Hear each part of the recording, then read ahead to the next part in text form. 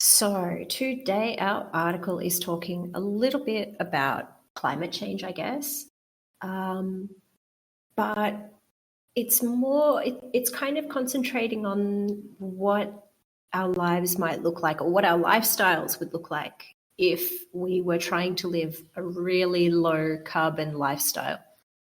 Um, which was an idea or a term that I hadn't really heard of before.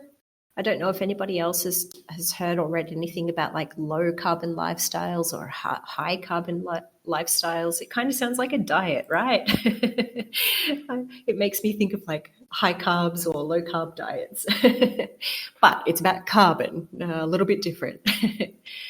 um, so I thought this article was maybe kind of interesting about seeing, if we wanted to actually make a difference, like as individuals, what would we actually have to do?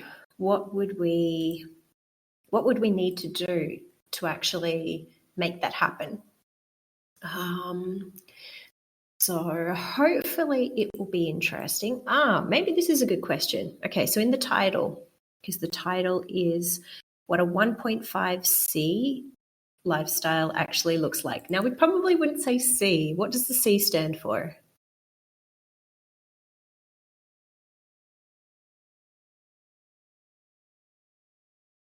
Yeah, I think it's actually Celsius here instead of carbon.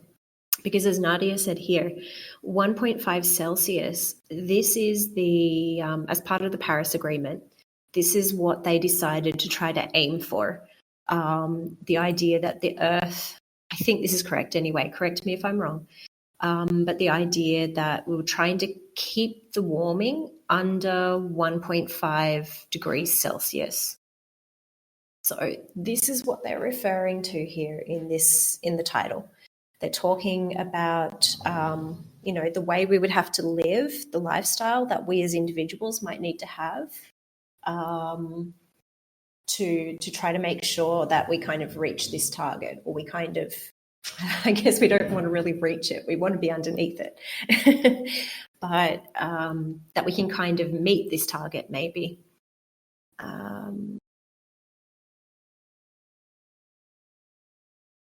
Okay, so maybe we should start reading a little bit.